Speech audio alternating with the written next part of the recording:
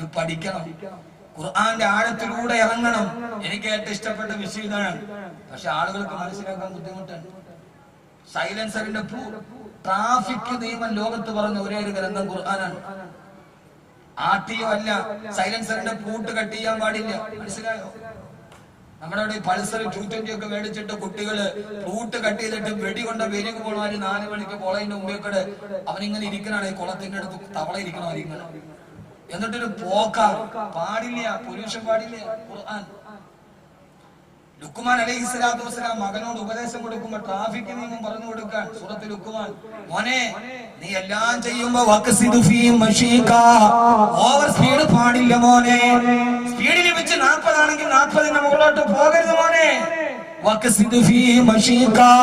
നിന്റെ സൗണ്ടിന്റെ സഞ്ചാരത്തിന് മിതത്വം പാലിക്കണേ. ആളുകൾക്ക് പ്രശ്നമുണ്ടാക്കുന്ന സൗണ്ട് ഉണ്ടാക്കിയിട്ട് സഞ്ചരിക്കല്ല മോനെ. സൈലൻസറിന്റെ പൂട്ട് കെട്ട് ചെയ്തിട്ട് പൊല്യൂഷൻ ഉണ്ടാക്കി ബൈക്ക് ഓടിക്കുന്നത് ഹറാമാണെന്ന് വിശുദ്ധ ഖുർആൻ. സംവാദത്തിലുണ്ട് വായന്റെ അടുക്കൽ ഖുർആൻ. മോനേത് പാടില്ല. അല്ലാഹു നമുക്ക് ബോധം തരട്ടെ. ഇനി ഒരാൾക്ക് വണ്ടി ഉണ്ടെങ്കിൽ ആ വണ്ടി കഴുകിയിടണം. പൊടിയുമായി ചെളിയുമായിട്ട് വണ്ടി ഓടിക്കാൻ പാടില്ല എന്ന് പോലും ഖുർആൻ പറഞ്ഞിട്ടുണ്ട്.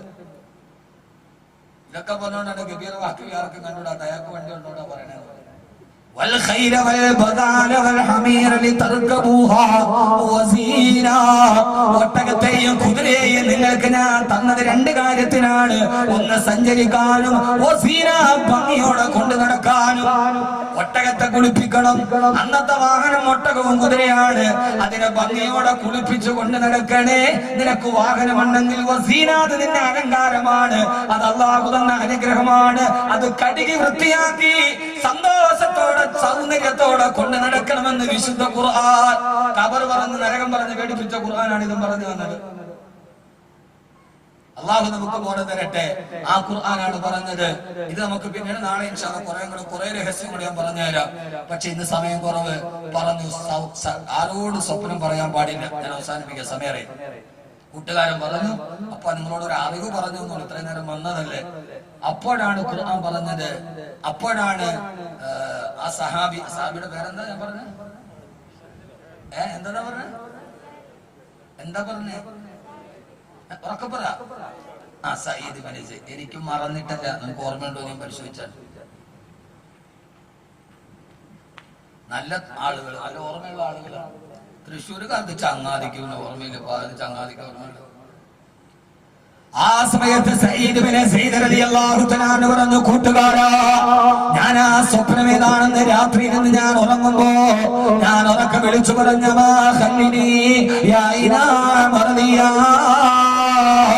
എന്ന് ഞാൻ വിളിച്ചു പറഞ്ഞ സ്വപ്നത്തിന്റെ കഥ നിനക്ക് ഞാൻ പറഞ്ഞു തരാ. പക്ഷെ ഞാൻ മരിച്ചിട്ടല്ലാതെ ഇതാരോട് നീ പറയല്ലേ കൂട്ടുകാരാ. നിങ്ങൾ മരിച്ചിട്ടല്ലാതെ മറ്റൊരാൾ ഈ സ്വപ്നത്തിന്റെ കഥ ഞാൻ പറയുന്നില്ല. ഡിമാൻഡില് മാനവരകള് കഥ പറയുകയാ, തന്റെ സ്വപ്നം പറയാ. മുമ്പരന്ന് പോകുന്നൊരു സ്വപ്നത്തിന്റെ കഥ. മഹാനായ സയ്യിദ് ബിൻ സയ്യിദ് റളിയല്ലാഹു തആല അൻഹു, സയ്യിദേ നിനക്ക് സ്വർഗ്ഗമാണെന്ന് മുത്തു മുസ്തഫ റസൂലുള്ളാഹി സ്വല്ലല്ലാഹു അലൈഹി വസല്ലം പറഞ്ഞു കൊടുത്ത മാനവരകൾ. ഞാൻ ഉറങ്ങിയപ്പോ ഞാൻ സ്വപ്നത്തിൽ സ്വർഗ്ഗം കണ്ടുപോയി. ആ സ്വർഗ്ഗത്തിൽ ഞാൻ നോക്കുമ്പോ അല്ലാഹു മനുഷ്യന് വെച്ച് തന്ന അനുഗ്രഹത്തിന്റെ കലവറ കണ്ട് അത്ഭുതപ്പെട്ട് നിൽക്കുമ്പോ ഒരു വൃക്ഷത്തിന്റെ ചുവട്ട് അപ്സരസുകളെ പോലെ കുറെ സുന്ദരി പെണ്ണുങ്ങൾ നിൽക്കുകയാ. അവരെ കണ്ടപ്പോ ഞാൻ ചോദിച്ചു, സുന്ദരി പെണ്ണുങ്ങളെ നിങ്ങളാണോ ഹബീബായ നബി നിങ്ങളെ ഞങ്ങൾ കോതി പഠിപ്പിച്ചതെന്ന് ഖുർആനിൽ അല്ലാഹു പറഞ്ഞ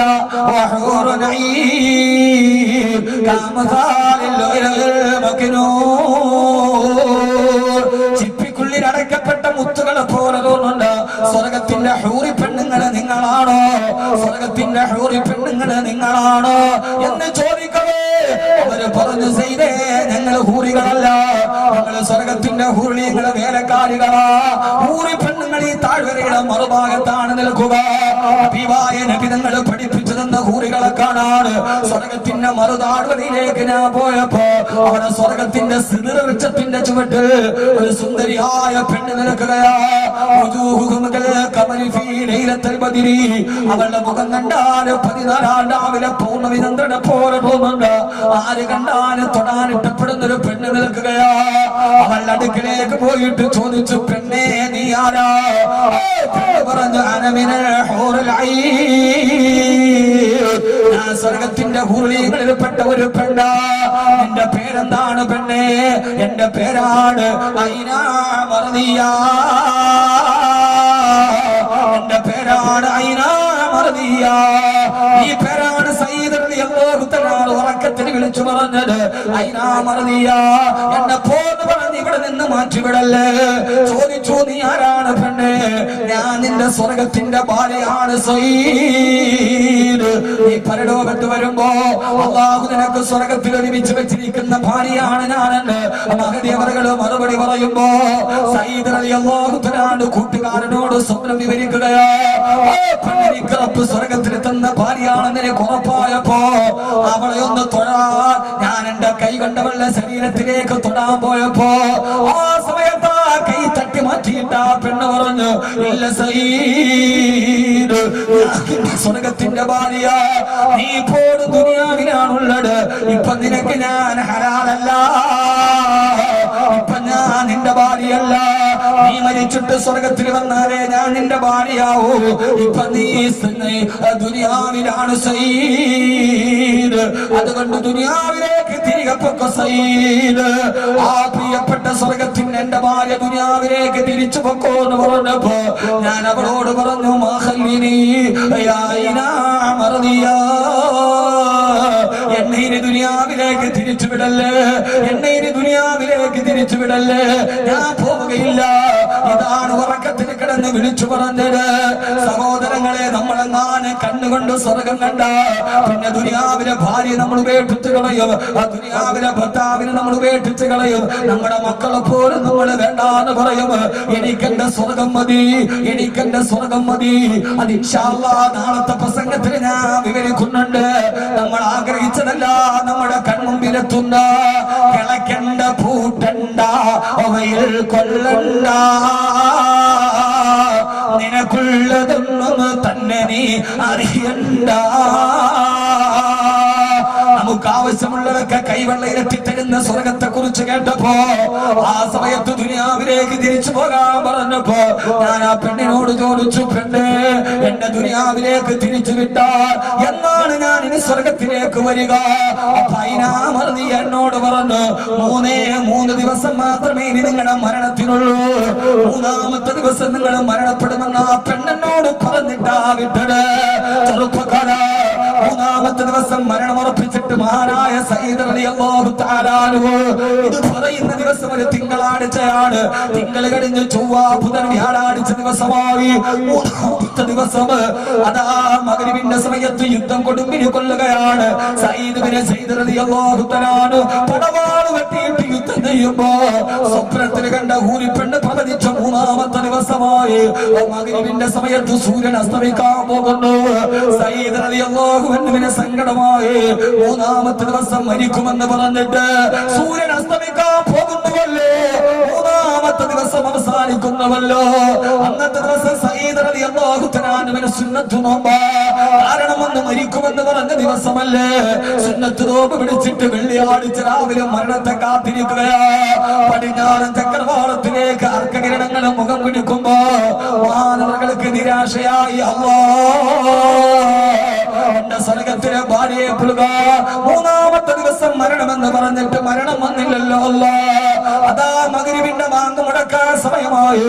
സയ്യിദ് റളിയല്ലാഹു അൻഹുവിന്റെ കഴുത്തിലേക്ക് ശത്രു വാൾ കൊണ്ടാഞ്ഞു വെട്ടി മാനവരുടെ കഴുത്ത് മുറിഞ്ഞ് രക്തം തടം തള്ളിയാ തുടങ്ങി സയ്യിദ് റളിയല്ലാഹു അൻഹു അതാ രക്തക്കളം മുടിലേക്ക് മറിഞ്ഞു വീടുന്നു. സഹാബത്തോടി വന്നിട്ട് വെള്ളമെടുത്തിട്ട് സയ്യിദ് നോമ്പ് തുറക്കൂ സയ്യിദ്, നോമ്പ് തുറക്കൂ സയ്യിദ്. കഴുത്തിലൂടെ രക്തം തടം തള്ളിയാ തുടങ്ങുമ്പോ വെട്ടേറ്റ കൈകൾ കാണിച്ചിട്ട് സയ്യിദ് റളിയല്ലാഹു അൻഹു പറഞ്ഞു, വേണ്ട, എനിക്ക് വെള്ളം വേണ്ട, എനിക്ക് നോമ്പുകാരനായിട്ടിരിക്കും എന്റെ റബ്ബിന്റെ അടുക്കലേക്ക് പോകണം, എനിക്ക് എന്റെ അല്ലാഹുവിനെ കാണണം. ഞാൻ നോമ്പുകാരനായി സുബഹി മുതൽ മഗ്രിബ് വരെ നാമാസം പൊരിഞ്ഞ് ഒരു തുള്ളി വെള്ളം പോലും കുടിക്കാതെ നോമ്പുകാരനായിട്ട് എനിക്ക് മരിക്കണം. കൂട്ടുകാരാ, കൊണ്ടുവന്ന് ചുണ്ടിലേക്ക് വെച്ച വെള്ളപ്പാത്രം തട്ടിക്കളഞ്ഞ് മാനായ സയ്യിദ് റളിയല്ലാഹു അൻഹു സൂര്യൻ അസ്തമിച്ചു, മഗ്രിബിന്റെ ബാങ്ക് മുഴങ്ങി. അശ്ഹദു അല്ലാ ഇലാഹ ഇല്ലല്ലാഹ് വ അശ്ഹദു അന്ന മുഹമ്മദർ റസൂലുള്ളാഹ്.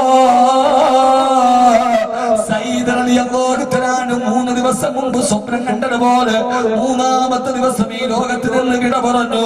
എനിക്ക് എന്റെ സഹോദരങ്ങളോട് സഹോദരിമാരോട് അൽഹാകുമുത് തകാസുർ ഹത്താ അസ്റതുൽ മഖാബിർ, ഒരു ദിവസം പള്ളിക്കാട്ടിൽ കൊണ്ടുപോകുമെന്ന് ഉറപ്പാണെങ്കിൽ പിന്നെ അതൊരു സുന്നത്ത് നോമ്പ് പിടിച്ച് ശഹാദത്ത് കലിമ ചൊല്ലി അവസാനം സ്വപ്നം സ്വർഗത്തെ സ്വപ്നമെങ്കിലും കണ്ട് റബ്ബേ നീ ഞങ്ങൾക്ക് അതിന് തൗഫീഖ് നൽകണേ അല്ലാഹ്. ഈ രാത്രി ഇതേവരെ ഈ ചൂട് സഹിച്ചിരുന്ന ഈ ജനത ഞാനും നിങ്ങളും അടക്കം ദുആ ചെയ്യുകയാ. അല്ലാഹുവേ മരിക്കുന്നതിന് മുമ്പ് സ്വർഗം സ്വപ്നത്തിൽ കാണിച്ചു തരണേ അല്ലാഹ്. ദുആ ചെയ്ത് നമുക്ക് പിരിയാൻ തരണേ അല്ലാഹ്. കനിവല്ല സഹോദരങ്ങളെ, കോഴിക്കോട് ഫാത്തിമ ഹോസ്പിറ്റലിലെ 912 നമ്പർ റൂം സക്കറാത്തിന്റെ വേദനയിൽ പിടയുന്നു. ശിഷ്യന്മാര് വന്ന് കാത്തു നിൽക്കുന്നു. ആ സക്കറാത്തിന്റെ അവസ്ഥയിൽ ശിഷ്യന്മാരോട് പറഞ്ഞു, നിങ്ങളെല്ലാവരും വെളിയിലേക്ക് പൊക്കോ, എന്നെ സന്ദർശിക്കാൻ കുറെ ആളുകൾ വരുന്നുണ്ട്. ശിഷ്യന്മാര് നോക്കി ആരും വന്നിട്ടില്ല. ഇറങ്ങിപ്പൊക്കോ. കൂടെയുള്ള മുത്തഅല്ലിമീങ്ങൾ വാതിലടച്ചിട്ട് വെളിയിലിറങ്ങി. ജനലിലൂടെ നോക്കുമ്പോ ഒരാളും വന്നിട്ടില്ല. പക്ഷേ ഉസ്താദ് അവர்கள் ഉറക്കെ വിളിച്ചു പറഞ്ഞു, വഅലൈക്കുമുസ്സലാം വറഹ്മത്തുള്ളാഹ്, വഅലൈക്കുമുസ്സലാം വറഹ്മത്തുള്ളാഹ്. ശിഷ്യന്മാർ ഓടിച്ചെന്ന് ചോദിച്ചു, ഉസ്താദേ ആരാ വന്നത്? എന്നെ കാണാൻ അല്ലാഹുവിന്റെ മലക്കുകൾ വന്നു. അവരെന്നോട് സലാം പറഞ്ഞപ്പോ ഞാൻ സലാം മടക്കിയടാ. ഇത് സഹാബത്തിന്റെ ചരിത്രമല്ല, ഇത് താബീങ്ങളുടെ ചരിത്രമല്ല. വർഷങ്ങൾക്ക് മുമ്പ് കോഴിക്കോട് ഫാത്തിമ ഹോസ്പിറ്റലിന്റെ 912 നമ്പർ റൂമിൽ മരിക്കുന്നതിന് മുമ്പ് ആരും കാണാതെ ചുറ്റുവട്ടത്ത് നിന്ന മലക്കുകളോട് സലാം പറഞ്ഞു. മഹാനായ ശംസുൽ ഉലമാ നവ്വറല്ലാഹു മർകദാ, മഹാനായ ശംസുൽ ഉലമാ നവ്വറല്ലാഹു മർകദാ. മരിക്കേണ്ട സഹോദരങ്ങളെ, ആ മരിക്കുന്ന സമയത്തും മലക്കുകളോട് സലാം പറഞ്ഞ് മക്കള് കരയാ മറന്നാലും, ഭാര്യ കരയാ മറന്നാലും, ഭർത്താവ് കരയാ മറന്നാലും സ്വയം സ്വർഗത്തെ കണ്ട് സന്ദേശത്തോടെ പിരിയാ. നീ ഞങ്ങൾക്ക് തൗഫീഖ് നൽകണേ അല്ലാഹ്. ഇന്നല്ലദീന ഖാലൂ റബ്ബുനല്ലാഹ് ثم استقاموا تتنزل عليهم الملائكة. അങ്ങനെ ജീവിച്ചവർക്ക് അല്ലാഹു ഈ ഭാഗ്യം നൽകും. ഈ ദുനിയാവല്ല വരുന്നത് സ്വർഗമാണ് വരുന്നത്. ഒരു സഹോദരി 6666 രൂപയും ഒരു സ്വർണ്ണവള ഞാൻ ചോദിച്ചിട്ടല്ല. വരുന്നിട്ട് ആരുടെയോ കയ്യിൽ കൊടുത്തതാണ്. ഏത് പെങ്ങളെന്നറിയില്ല, ഏത് സഹോദരി എന്നറിയില്ല. 6666 കനമുള്ള സ്വർണ്ണവളയും റബ്ബേ ഈ സദസ്സിലേക്ക് അവർ സദഖ ചെയ്തിരിക്കുകയാണ്. റബ്ബേ നീ ആ സഹോദരിക്ക് നാളെ സ്വർഗത്തിന്റെ സ്വർണ്ണവള പകരം കൊടുക്കണേ അല്ലാഹ്. അവരെ പൊന്നുമക്കളെ നീ സാലിഹീങ്ങളാക്കണേ അല്ലാഹ്, സൽസ്വഭാവികളാക്കണേ അല്ലാഹ്, പ്രയാസങ്ങൾ മാറ്റണേ അല്ലാഹ്. നാളെ നമ്മ ഖബറിൽ കിടക്കണമെന്നുള്ള ബോധമുണ്ടാകണം. ഒരൊറ്റ ഹദീസ് പറഞ്ഞ് ഞാൻ അവസാനിപ്പിക്കുകയാണ്. ഹബീബായ നബി തങ്ങൾ പറഞ്ഞു, ആരെങ്കിലും സുന്നത്ത് നമസ്കാരം നിർവഹിക്കുമ്പോ ഒരു റക്അത്തിൽ ആരെങ്കിലും സൂറത്ത് തകാസുർ ഓതിയാൽ അവന് ഖബറിന്റെ ശിക്ഷയിൽ നിന്ന് മോചനം കിട്ടുമെന്ന്. മുൻകരിന്റെ ചോദ്യ സമയത്ത് അവന് ശരിയായ ചോദ്യത്തിന് മറുപടി പറയാൻ കഴിയും. സുന്നത്ത് നമസ്കാരങ്ങളെ സൂറത്ത് തകാസുർ പതിവാക്കുക. അല്ലാഹു തൗഫീഖ് നൽകി അനുഗ്രഹിക്കട്ടെ. സുന്നത്ത് നിസ്കരിക്കുമ്പോ ഒരു റക്അത്തിൽ സൂറത്ത് തകാസുർ ഓതുക. ഈ പറഞ്ഞത് മുഴുവനും ജീവിതത്തിൽ പകർത്താൻ പറ്റിയത് നാളെ ഇൻഷാ അല്ലാഹ് കല്ലാ സൗഫ തഅലമൂൻ നിങ്ങൾ അറിയുക തന്നെ ചെയ്യും. നമ്മൾ അറിഞ്ഞു ലതറവുന്നൽ ജഹീം, ജഹീമിനെ നിങ്ങൾ കാണുകയും ചെയ്യും. അല്ലാഹു സുബ്ഹാനഹു വ തആല തൗഫീഖ് നൽകട്ടെ. ഈ കാണുന്ന മഹാമനുഷ്യനെ പോലെ മരിക്കുന്ന സമയത്ത് 5000 പേര് വെച്ച് 35 പ്രാവശ്യം മയ്യത്ത് നിസ്കരിച്ച് അവസാനം മയ്യത്ത് നിസ്കാരം നിർത്തി എന്ന് പറഞ്ഞ അനൗൺസ് ചെയ്യപ്പെട്ട ഒരു മയ്യത്താണ് ഈ നിൽക്കുന്ന നറുനിലാവ് പോലെ പുഞ്ചിരിച്ച ശിഹാബ് തങ്ങൾ. അതേപോലെ ലോകത്തിൽ നിന്ന് വിട പറയാൻ അല്ലാഹു തൗഫീഖ് നൽകട്ടെ. എല്ലാവരും നാളെ വരുമ്പോ ഈ ഒരു ഭവന പദ്ധതിക്ക് വേണ്ടി നിങ്ങളെ കൊണ്ട് കഴിയുന്നത് ആ സഹോദരി എത്ര വലിയ മാതൃകയാണ്. ഒരു സ്വർണ്ണ വളയം ചോദിച്ചിട്ട് പോലുമില്ല. ഇൻഷാ അല്ലാഹ് നാളെ വരുമ്പോ സഹോദരിമാർ ഒരു സ്വർണ്ണാഭരണം എന്നെ ഒന്നും ചോദിക്കണില്ല. നാളെ വരുമ്പോ ഒരു സ്വർണ്ണാഭരണം നമ്മുടെ ഈ പദ്ധതിയിലേക്ക് എല്ലാ സദസ്സിലും ഇൻഷാ അല്ലാഹ് ദുആ അല്ലാഹു സ്വീകരിക്കട്ടെ. നമുക്കൊരു ചെറിയ ദുആ 11 മണിക്ക് നിർത്തണമെന്ന് വിചാരിച്ചാണ്. പക്ഷെ പ്രസംഗം മൂത്തപ്പോ 11:30 ധാരാളം ആളുകൾ നേരത്തെ വന്നു. നാളെ കൃത്യം 8 മണിക്ക് ഇൻഷാ അല്ലാഹ് വന്നൂടെ? 8 മണി എന്നാൽ നമുക്ക് ബാക്കി മുഴുവനും പറയാം. ഇനിയും അത്ഭുതകരമായ ഒത്തിരി ഫളായിലുകൾ പറഞ്ഞുതരാൻ ജീവിതത്തിൽ പകർത്താൻ അല്ലാഹു തൗഫീഖ് നൽകട്ടെ. സല്ലല്ലാഹു അലൈഹി വസല്ലമ അല്ലാഹുവിന്റെ പ്രവാചകൻ സല്ലല്ലാഹു അലൈഹി വസല്ലമയുടെ അൻസാറുകൾപ്പെട്ട രണ്ട് പ്രബലമായ ഗോത്രങ്ങൾ ബനു ഹാരിസും ബനു ഹർസും. ഇന്ന് സമയം വൈകി. ഒരു 11-11:30ക്കുള്ളിൽ നമുക്ക് ഇത് അവസാനിപ്പിക്കണം. അതുകൊണ്ടാണ് ഞാൻ നേരെ വിഷയത്തിലോട്ട് കിടക്കുന്നത്. വേറെ ഒരു വർത്താനവും പറയാനുള്ള സമയത്തില്ല. അതുകൊണ്ട് എല്ലാവരും നന്നായിട്ട് ശ്രദ്ധിച്ച് കേൾക്കുക. ഒരു 1.5 മണിക്കൂർ നേരത്തെ വന്നവരൊക്കെ തൽക്കാലം ക്ഷമിക്കുക.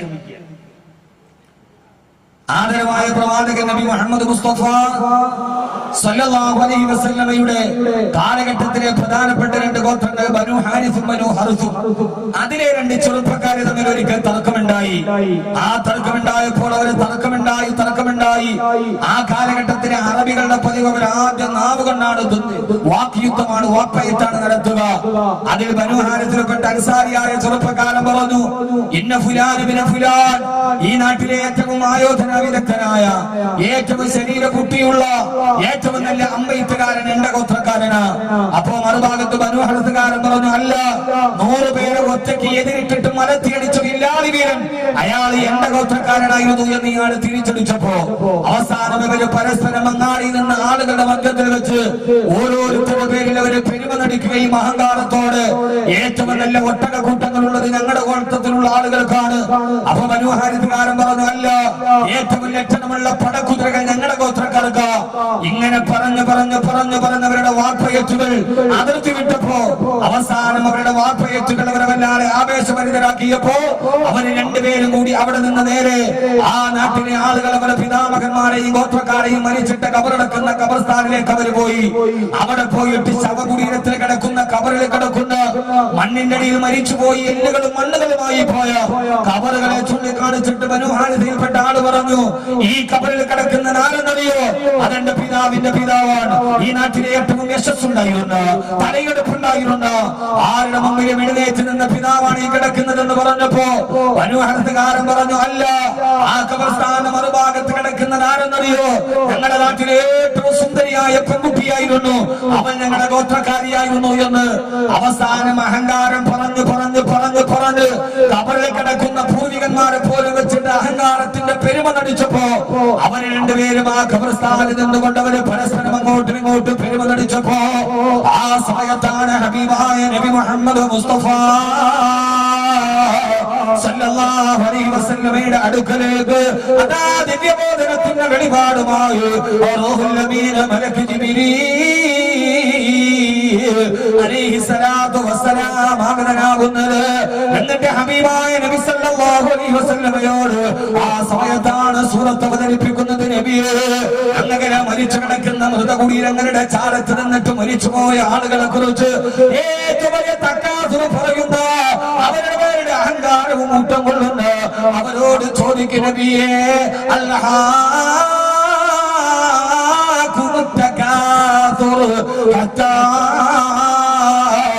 زرتم المقابر كلا سوف تعلمون ثم كلا سوف تعلمون كلا لو تعلمون علم اليقين لترون الجحيم ثم لترونها عين اليقين ثم لتسألن يومئذ عن النعيم. അല്ലാഹുവിന്റെ തിരുദൂതരോട് പറയാണ് നബിയേ, ശവകുടീരങ്ങളെ മരിച്ചു പോകുന്നവരുടെ പേരിൽ ഊറ്റം കൊള്ളുന്നവരോട് ചോദിക്കും നബിയേ, ഏതുവരെയാണ് നിന്റെ ഈ അഹങ്കാരം നിലനിൽക്കുക? ഏതുവരെയാണ് നീ ജീവിതത്തിൽ ഇങ്ങനെ നെഞ്ചു വിരിച്ചു നടക്കുക? ഏതുവരെയാണ് നിന്റെ സമ്പത്തിനെ ഈ സന്താനങ്ങളെ പേരിൽ ഊറ്റം കൊണ്ടിട്ട് ആ ധാർമ്മികമായ പാതയിലേക്ക് വിളിക്കുമ്പോ, അവിടേക്ക് ക്ഷണിക്കുമ്പോ, ഞാനാണ് ജീവിതത്തിലെ ഏറ്റവും വലിയവനെന്ന് പറഞ്ഞ അഹങ്കാരത്തോട് ഏതുവരെയാണ് നിന്റെ ജീവിതത്തിന്റെ അഹങ്കാരം നിലനിൽക്കുന്നത്?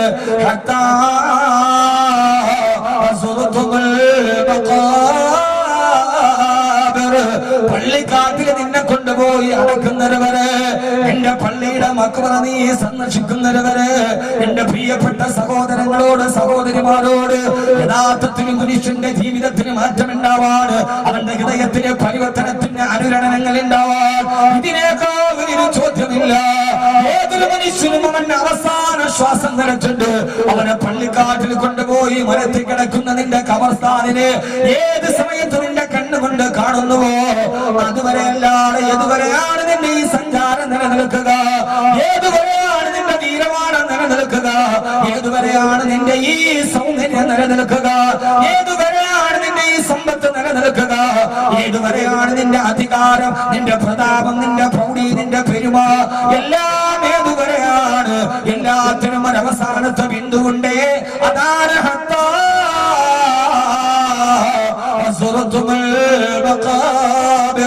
പള്ളിക്കാട്ടിൽ നിന്നെ കൊണ്ടുപോയി കബറടക്കുന്നത് വരെ അതോടെ അവസാനിക്കുന്ന സ്പന്ദനങ്ങളാണ് ശരീരത്തിലുള്ളത്.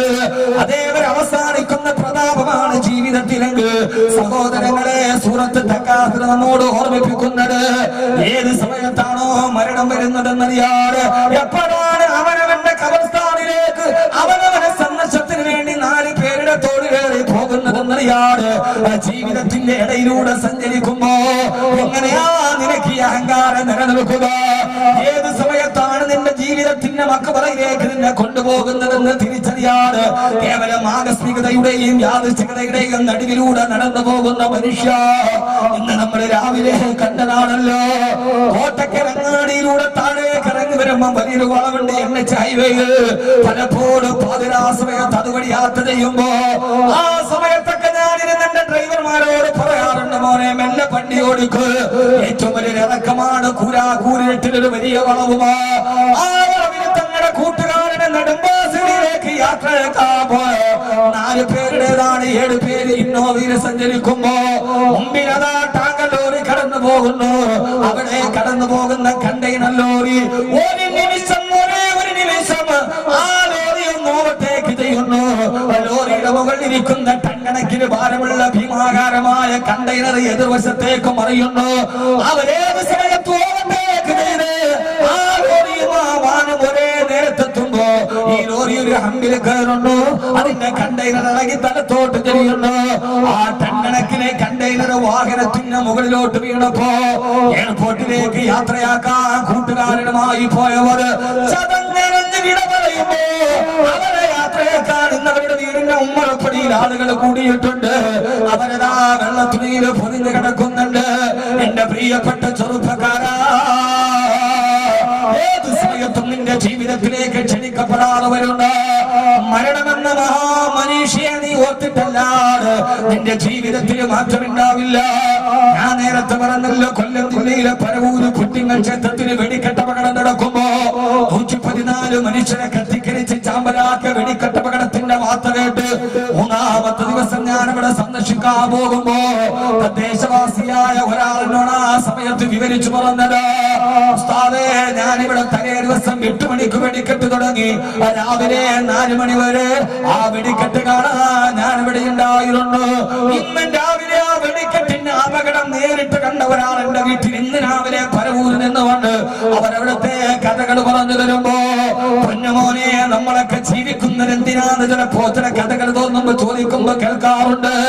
അയാള് പറയാ, 4:30 മണിയാകുമ്പോഴാണ് അപകടം നടക്കുന്നത്.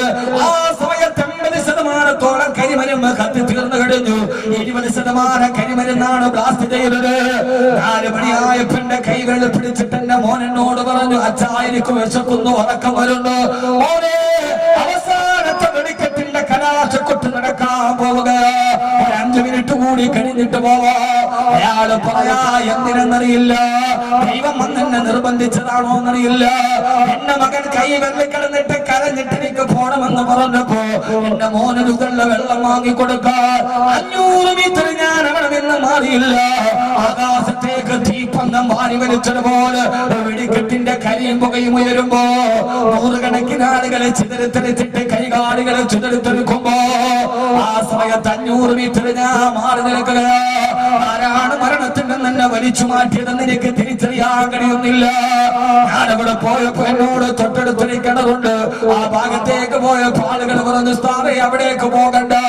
എന്താന്ന് ചോദിച്ചപ്പോ ആ ഭാഗത്ത് വലിയ ദുർഗന്ധമോ ചിതറിത്തെറിച്ച ഉടലില്ലാത്ത തലയുണ്ട്, തലയില്ലാത്ത ഉടലുകളുണ്ട്, കൈകാലുകളുണ്ട്. എത്രയോ ആളുകളുടെ കൈകാലുകളെ ചിതറിത്തെറിച്ചിട്ട് ആ കിണറ്റിൽ കിടന്ന് മനുഷ്യമാംസം പടുത്തു പോയ വല്ലാത്ത ദുർഗന്ധമോ. ആ വെടിക്കെട്ടിന്റെ ഭാഗത്ത് ഭീമാകാരമായ വെടിക്കെട്ടിന്റെ പുര തകർന്നിട്ട് ഭീമുകൾ കിടക്കുന്നുണ്ട്. അവരെന്നോട് പറഞ്ഞു സ്ഥാനെ ആ ഭീമിന്റെ അടിയിൽ 5 മനുഷ്യരാണ് ചതഞ്ഞരഞ്ഞ് കിടന്നത്. ആ ഭീമ വന്ന ശരീരത്തേക്ക് വീണ് 5 പേര് ചതഞ്ഞരഞ്ഞ് കിടക്കുക. ഫയർഫോഴ്സ് ഉദ്യോഗസ്ഥരായ പ്രശാന്ത് വിട്ടിയ ദിവസം ഫേസ്ബുക്കിൽ കുറിച്ചിട്ടത് ഇങ്ങനെ ഫോൺ വന്നിട്ട് 11 മിനിറ്റ് കൊണ്ട് ഫയർഫോഴ്സ് ദുരന്ത സ്ഥലത്ത് വൈദ്യുതി നഷ്ടപ്പെട്ടിരുന്നു. എന്നും മനുഷ്യമാംസം കത്തിക്കരിയുന്ന ഗന്ധമാണ്.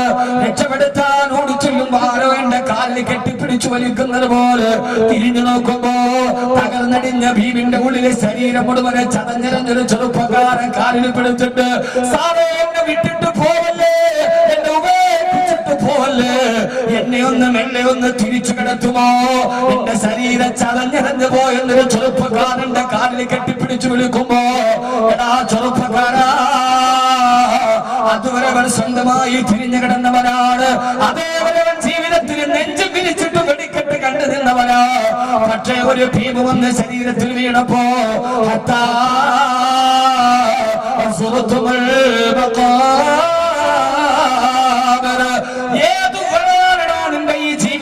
തുള്ളിച്ചാട്ടങ്ങൾ എന്നെ ഒന്ന് തിരിച്ചു കിടത്തുമോ, ഓടിച്ചെന്നിട്ട് അയാളെ എടുത്തു മാറ്റ കഥ പറയുമ്പോ ആ ഭീമൊന്ന് മാറ്റാൻ 5 ശരീരങ്ങൾ അകത്ത് നിന്നെടുക്കാൻ ആദ്യത്തെ JCB വന്ന് അനങ്ങുന്നില്ല, രണ്ടാമത്തെ JCB വന്ന് അനങ്ങുന്നില്ല, 3 JCB ഒരേ സമയത്ത് അതിന്റെ ടീത്ത് കൊണ്ടൊന്ന് പിടിച്ചപ്പോഴാ ആ ഭീമൊന്ന് കിടന്ന സ്ഥലത്ത് നിന്ന് മെല്ലെ ഒന്ന് അനങ്ങിയെടുക്ക്.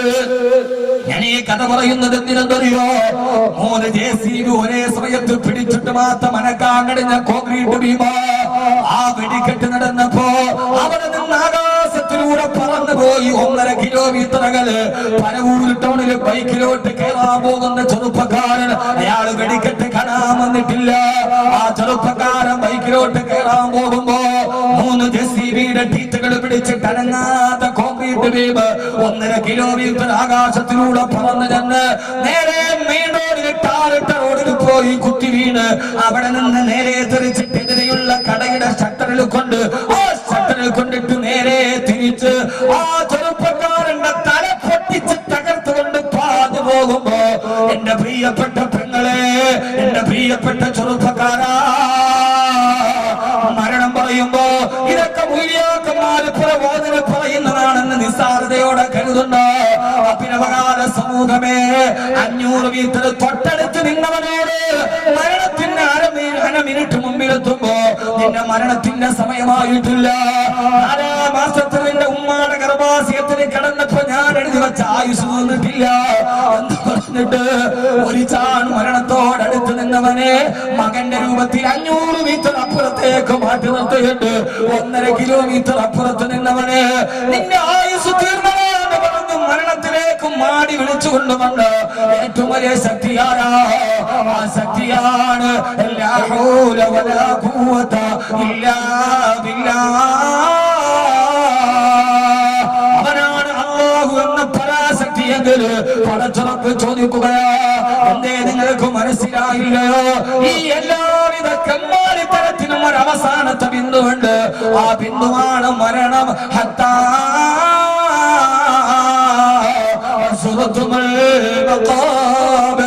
പള്ളിക്കാട്ടിൽ നിന്നെ കൊണ്ടുപോയി അടക്കുന്നത് വരെ. അല്ലാഹുവിന്റെ ഖുർആൻ മനുഷ്യനോട് ഇങ്ങനെയാണ് സൂറത്ത് തകാസുർ അവതരിപ്പിക്കുന്നത്. ഏതുവരെ?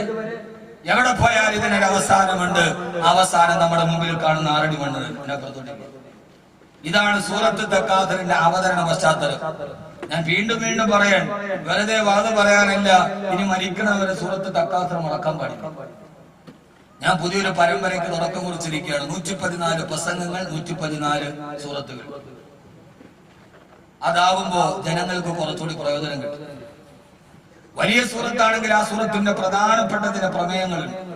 ഖുർആൻ നമ്മൾ പഠിച്ചാൽ അത്ഭുതപ്പെട്ടു പോകും. ഇപ്പോ അതിലെ 3ാമത്തെ പ്രഭാഷണമാണ് സൂറത്ത് തക്കാസുർ. ഇത് ജീവിതത്തിൽ 2 ദിവസം കൊണ്ടൊന്നും തീരില്ല. എന്നാൽ ഇൻഷാ അല്ലാഹ് ഇത് നിങ്ങൾ പഠിക്കണം, പ്രാവർത്തികമാക്കണം. അല്ലാഹു തൗഫീഖ് നൽകി അനുഗ്രഹിക്കുമാറാകട്ടെ. ആമീൻ പറയും മനുഷ്യന്മാരെ.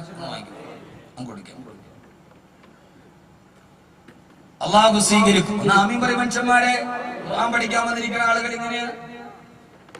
ഇത് ഗാനമേള കേൾക്കാൻ വന്നതല്ല, ഇത് ഖുർആൻ പഠിക്കാൻ വന്ന സദസ്സാണ്. അല്ലാഹു സ്വീകരിക്കട്ടെ, അല്ലാഹു സ്വീകരിക്കട്ടെ. ഇരുന്നോളി, എല്ലാവരും അടുത്തടുത്തിരിക്കും. നാളെ കുറച്ചുകൂടി സൗകര്യം ഉണ്ടാകണം. സക്കറാത്ത്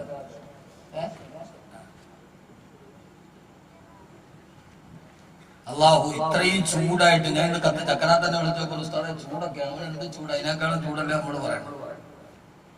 നാളെ ജഹീമാണ്. എത്ര ഉന്നൽ ജഹീം.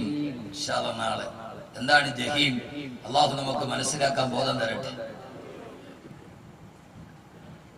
അതുകൊണ്ട് നിങ്ങൾ എന്താ വിചാരിച്ചത്?